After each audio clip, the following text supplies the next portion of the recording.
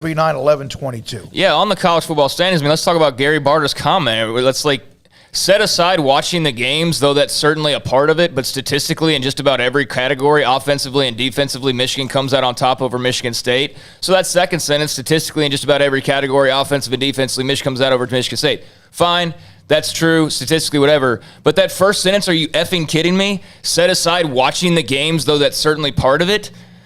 What are we doing? We're not watching the games anymore? Like, the games don't matter as much as what the numbers say in the statistical books that are handed to you after the game? Or we, look, if people want to rail against Cincinnati, I'm not for it, but I understand it because they have not looked like a very impressive team.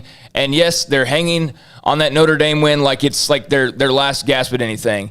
Cincinnati has not played to an impressive enough level to impress the committee, although I think we all agree they could win by 60 every week and it still wouldn't matter. Like, we know what they're doing with Cincinnati. They don't respect them. They don't want them in there, and that's just the truth of the matter. So they're going to find a way, if at all possible, to not have them in there.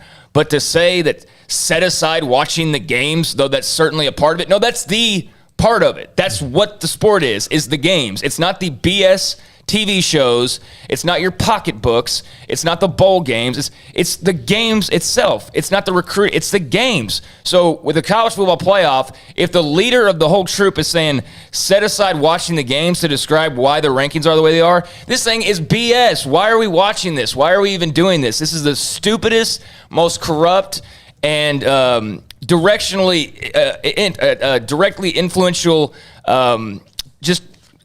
sham that I've ever seen. Like, it's these guys behind the scenes hide and don't say anything about what they do until they've unleashed their rankings and there's nothing to do about it. And they come on and they say BS like that, which is just another version of saying game control 4 years ago or whatever else BS excuses they've used. These are just suits sitting behind closed doors in private, not having to explain their decisions. Like it does? Because they don't know what they're so politically motivated, or whatever the words are, that they are so full of crap that they have to make things up along. Here's Gary Barta full of crap. Okay, you mentioned maybe watching the games. How about this one?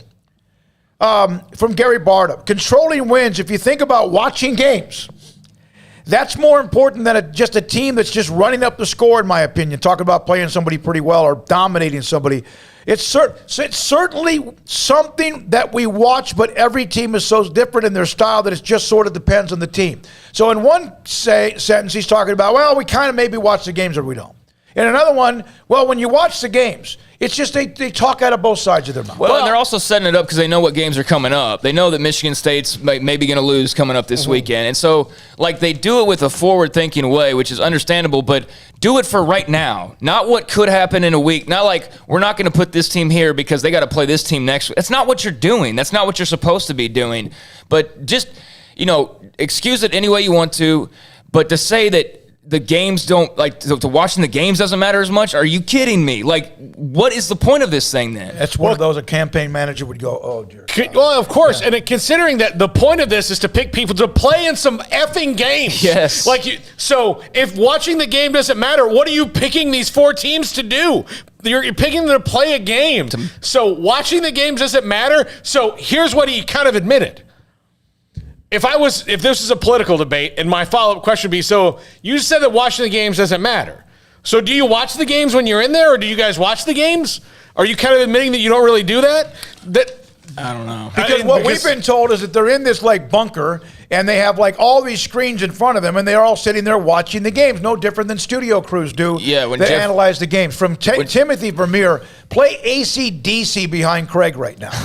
Yeah, well, when Jeff Long was in charge, they basically made it sound like it was a Clockwork Orange, where he had his eyes, forced open and forced video down, his brain, and it's all these college football games. That's how they kind of made it sound to me, where they just sat in this bunker, like you said, and just poured through every college football game across the country to have a great idea. But Gary Barta, you're full of it, man.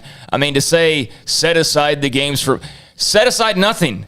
We're not setting aside the actual game that runs this whole that we're talking about right now. The only reason Gary Barta is Gary Barta because the game that's on the field. That's why he is the chair of the College Football Playoff Committee.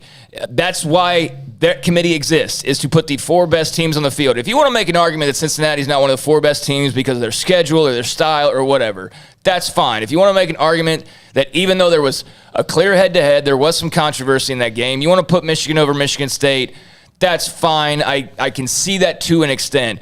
But to just make that comment, I think it's almost like he had a slip of the tongue and it's like, oh my God, we just saw the real wizard behind the curtain. Because he just threw back the curtain and showed you, yeah, the games sometimes matter when it's fitting for us, but when they don't, we'll set aside the games for a moment and use this other tool to put who we really want there. This is just the dumbest system. Like, this is clearly just college football's big money, big wigs, just making money. And that's all it is, because it's not about the true nature of the competition. If it was, there would be much more transparency about this. There would be more than 4 teams, and there wouldn't be BS being said like, set the games aside. We're not setting any game aside. The games are why we're all here to begin with, not to hear you empty suit, talking about what you're rigging right now with this playoff. All right, so that's Craig going off. Paul, we all feel the same way. We have forever. 7 years, I don't watch a second of it, but we are going to break it down and get your feedback. The chat room's all lit up.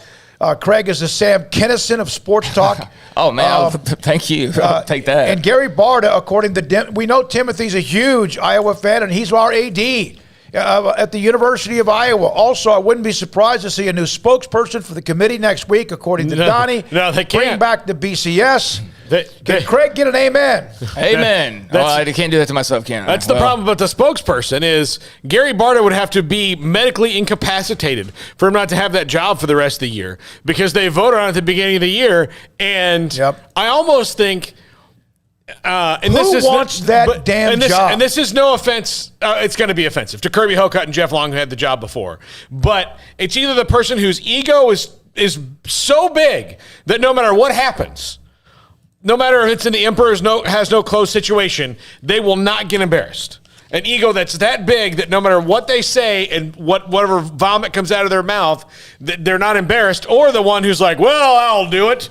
And, I guess. But you have to be really, I don't know why you'd want that job. And I don't know how, I feel bad for Reese Davis, who has to ask them the questions and then, like, as a journalist, sit there and as a member of the thing go, but I couldn't do it. I couldn't. I mean, it would be really hard on me. You see me on ESPN screaming in people's faces of like, this is the most insane thing ever. This and for sport you is to so say great. that, because you're usually very cool, very calm and collected, for you to get this fired up, that's how much it means to you and also you. Yeah, that's how dumb that comment was. Yeah. Set aside watching the games. Yeah, what? From Mark 52587. I'm glad you guys are fired up about this blank. I would have those things again. Like he would say it, and then like my next question would be, do you think we're stupid? Yeah, no, dude. I mean, the thing is they know we're stupid, or they don't think we're stupid. It's just that they know we can't do anything about it. Yeah. No, they know that no matter there's been 6 years, however long the playoffs been around. What, 6 years now?